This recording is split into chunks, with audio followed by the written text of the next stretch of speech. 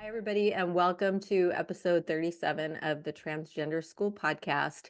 Today, we wanted to give you a little update about anti trans legislation, which you may have been seeing a lot about in the news. There's been a lot going on. One of the things that we've been hearing a lot about is that the Ohio governor just vetoed a bill that would have blocked care for minors. We're going to talk a little bit about the realities of that, but just a little bit of context and background if you are not aware of where things stand. It's really important to know that as of January 7, which is the day we're recording this, according to Erin Reed's Transgender legislative risk maps, we're now at 21 states that have completely banned all gender affirming care for transgender youth. 21 states. Another 4 have other laws and policies that heavily target transgender youth, and 2 states could go either way. I found this shocking. As much as I try to keep up with things, I wasn't aware that it had risen to that degree and that we are here where we are. So, Jackie, I'll turn it over to you. Yeah, and as if that weren't bad enough, 6 states have also passed laws that target trans adults in really harmful ways, with Florida standing out as the worst, with a law that allows trans people to actually be arrested for using the bathroom that corresponds to their gender identity. So Erin Reed, who produced these maps, you can find them at erininthemorning.com. She has actually advised, and I believe some LGBTQ rights organizations have advised that trans people should not travel to Florida, and I definitely would not travel to Florida if I did not have to for some reason right now. So I think that's really horrible. That's just one example. The other 5 in this category of 6 states also have a variety of restrictions ranging from bathroom bans to prohibitions on name and gender changes on birth certificates and other official documents, which make it really hard or impossible to exist as a trans person in day-to-day life. Another 10 states have passed some laws targeting trans adults, for example, prohibiting gender affirming care for incarcerated adults, legally defining sex as binary, and permitting the refusal of medical care to LGBTQ individuals on religious grounds.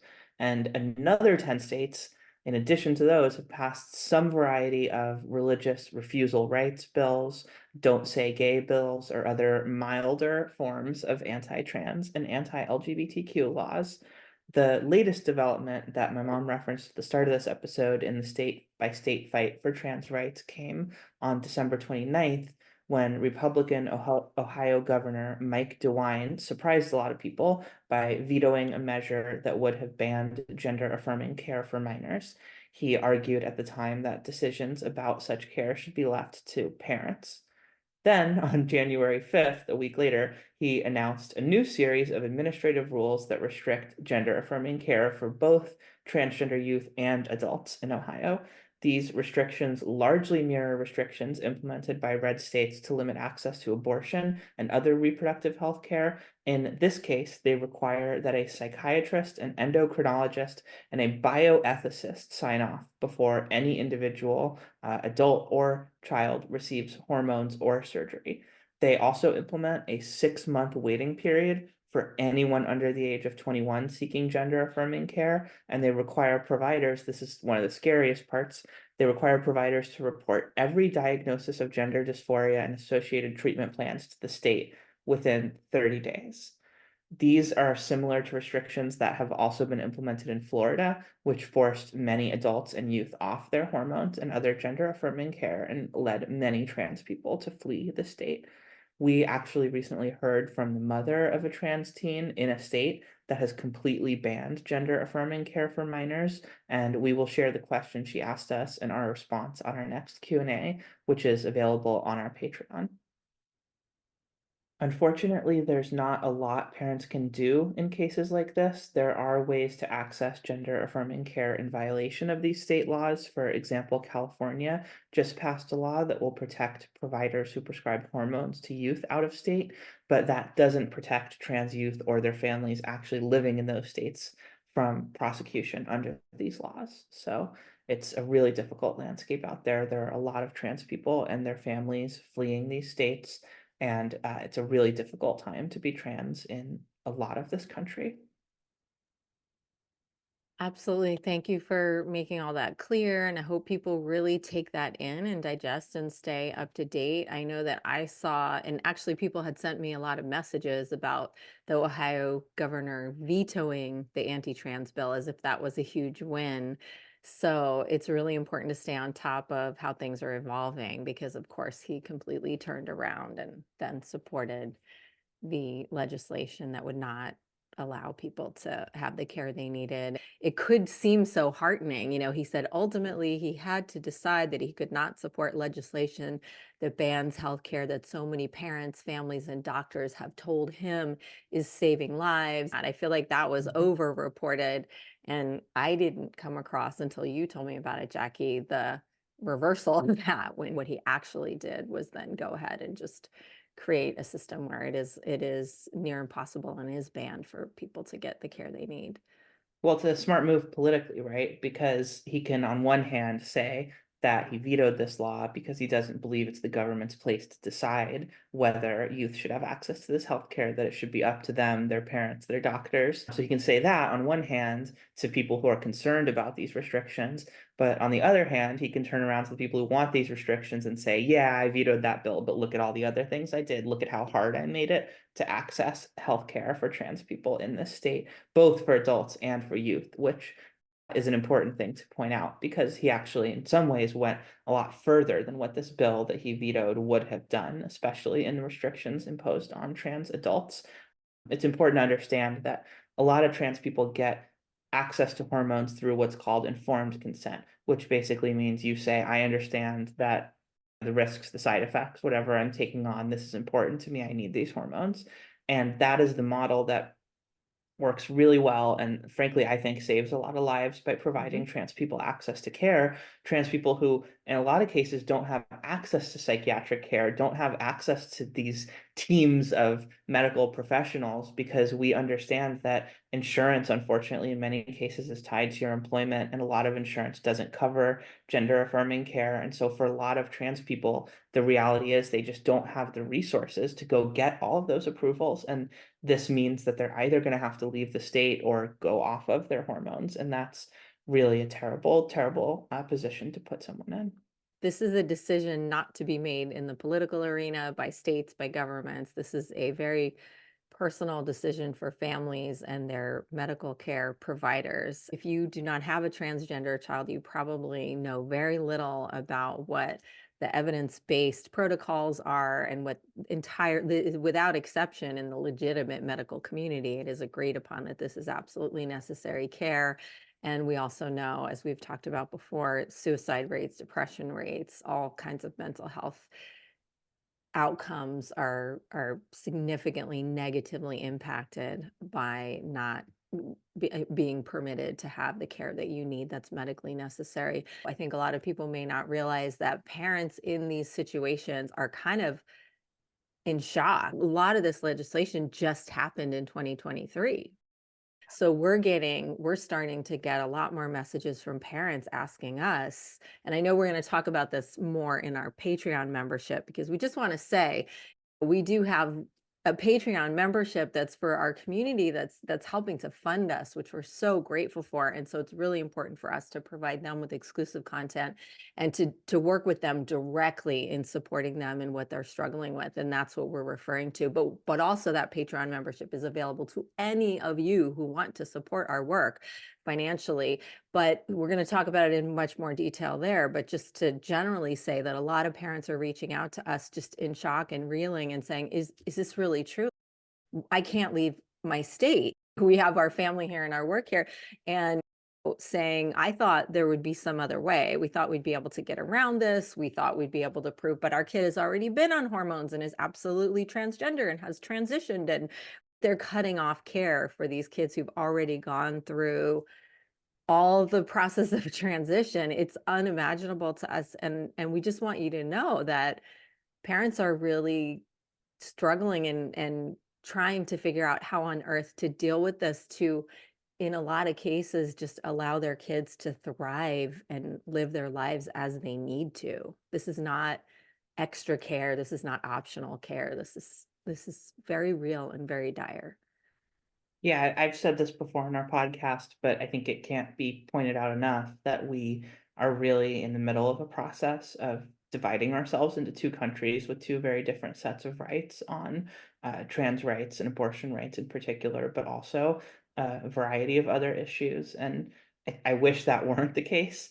I wish that we had a strong progressive federal government that could guarantee these civil rights across the country and, for lack of a better word, kind of force those who are not on board to get with the program. But that's not the reality that we have in this country. And so I think we have to try to solidify the safe havens that we have in the states we have where people are safe or relatively safer. And I think we have to try to make those places as accessible as possible for people who are fleeing states that are not safe for trans people and trans youth.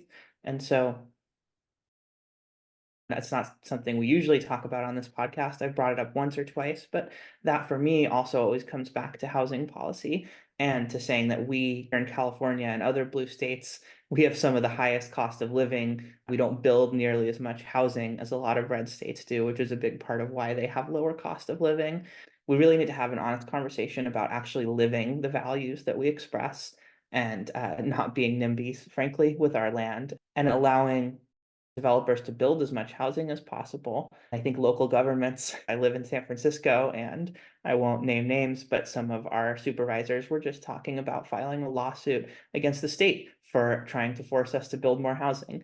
And I think that's really shameful. We should be trying to build as much housing as possible. We should be trying to welcome as many people who are fleeing their states that are hostile, and we should be trying to make that an affordable and accessible process. And so got a long ways to go here in the blue states to actually create the safe havens that we claim to be. Thank you, Jackie, for bringing all that up. Of course, it's related and people need to be aware, and things are happening locally that people need to know how this impacts the LGBTQ community if they consider themselves allies. I also encourage people to really listen to the stories of the people who are moving out of state. I've seen lots of posts and stories of families tragically saying they've had to sell off everything they own, sell their home, uproot their family, take their kids to a state, to a blue state where they can get the medical affirming care that they need. And this dramatically impacts their financial wellness and their family's ability to thrive. And if anybody's out there thinking, oh, this just impacts just a few people, there are hundreds of thousands of trans youth that are impacted right now at this moment. It's not a small handful. And we're talking about roughly half the states in our country. We are not talking about red pockets of parts of the country. We're not talking about just a handful of youth. We're talking about hundreds of thousands of youth that we know are impacted right now, and their families are reeling, and this is dire and this is tragic. And as Jackie said, there's not housing, there's not the ability to just pick up and move for most of the folks, and we need to be aware of the reality of this. Well, to use the Ohio law as just one of many examples, there are people, trans youth, who are on hormones today who already have access to gender affirming care, and adults who are going to be pulled off of that care that they already have access to as a result of these new restrictions. Yeah, and we've heard That's we've heard from those adults as well who went to just get their to renew prescriptions and were not able to because of the new regulations. And people are like, "Wait, but this isn't affecting adults." But hopefully you heard Jackie earlier about they're putting new regulations in place of needing all these approvals and diagnoses and different input from different supposed professionals, and so it makes it virtually impossible for adults as well. yeah, it's death by a thousand cuts in a lot of ways. Exactly, exactly. So I feel like we should just at least briefly speak to why this is so important because I think there's this mindset of, well, why can't they just wait till they're 18? And I really want to at least put something in here about that's not an option. That's not, if you don't know any trans youth, you might simply think that. And we want you to know the reality about what that means. Do you want to speak to that, Jackie?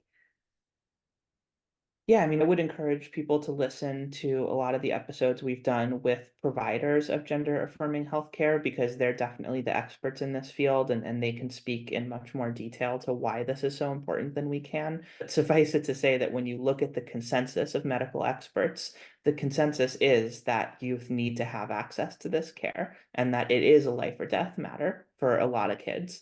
And that's it's not to scare people, that's just the reality of it is that that is what it is. So you can try to deny that, and, frankly, a lot of parents try to deny that, and it's not right, and it's very dangerous for you and your kid to try to deny that.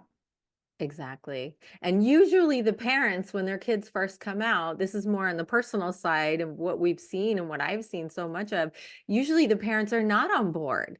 The parents are being accused of pushing drugs and pushing surgeries on their kids. And it's the vast majority of the time, it's the other way around. The kid has to be Yeah. persistent, consistent, repeatedly explain to their parent what they're experiencing, what they know about who they are, what they need. These young people know.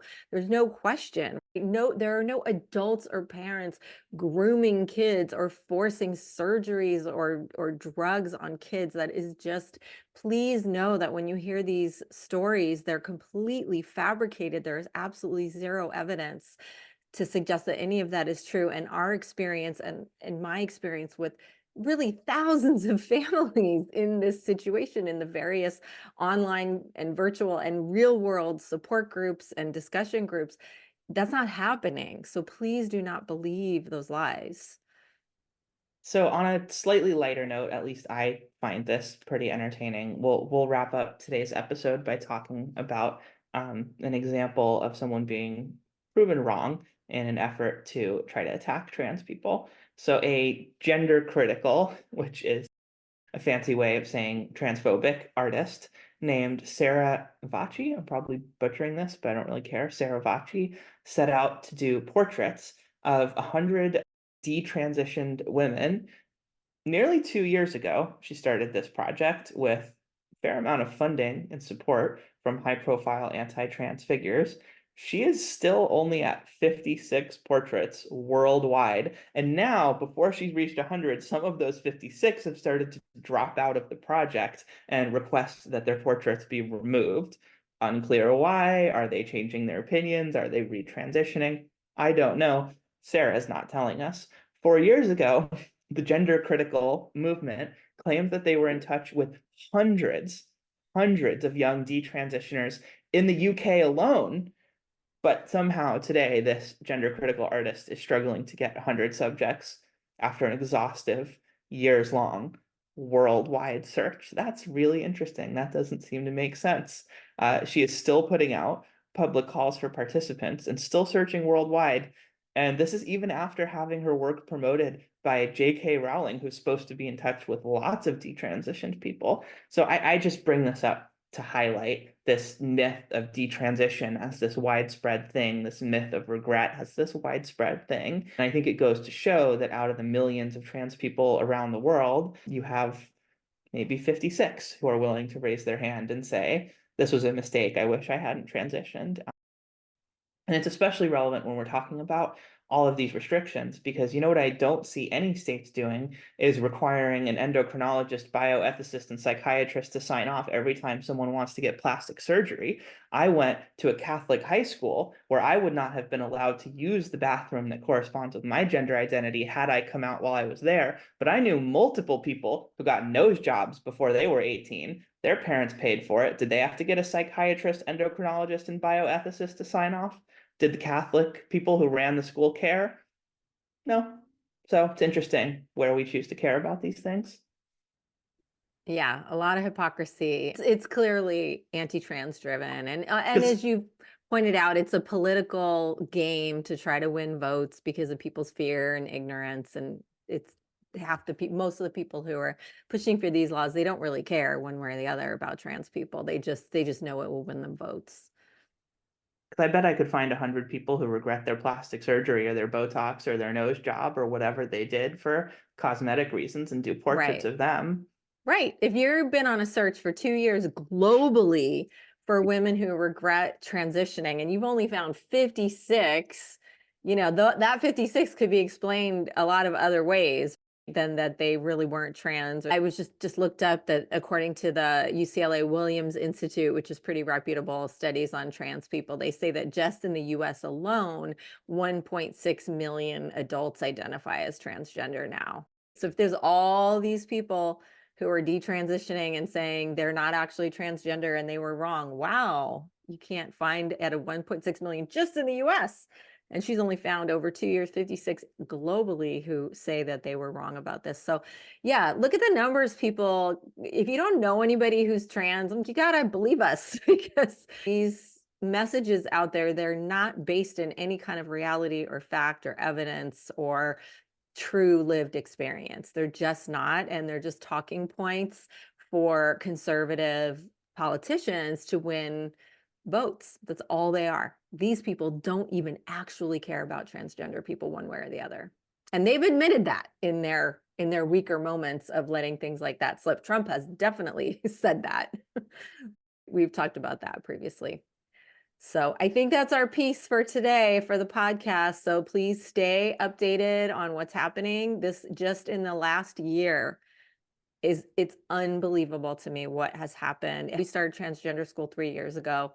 This wasn't this wasn't at the top of the things we were talking about. We were talking about family support and education around understanding trans people's diverse experiences. And now just in the last year, this anti-trans attack against basic human rights to be who you are and have your needs met is just shocking and really incredibly frightening, terrifying to me. Yeah, and I wish I could say it were almost over or it was slowing down, but unfortunately that's not the case because the rate at which anti-trans bills have been introduced in state legislatures across the country in the first week of 2024 has far outpaced the rate at which they were introduced in 2023 when we saw more of these bills passed than ever before. So I think the fight is going to continue. It's going to ramp up. I'll do one more plug for Erin Reed, who is doing the most thorough, most consistent reporting on these bills. She is reading every single bill and reporting them and creating maps that show the risk state by state. So again, I would encourage everyone, erininthemorning.com. Again, that's erininthemorning.com, ERIN in the morning.com. Definitely check her out, subscribe, and support her work as well. And we'll put that link in the show notes as well. Thanks for listening, everyone. Thanks. And you can support us too and our work by joining our Patreon membership or renting or encouraging other people to rent our 90-minute video on how to be an ally. And those links will always be right here in the notes below, wherever you're watching or listening. Thanks, everybody. See you next time. Bye.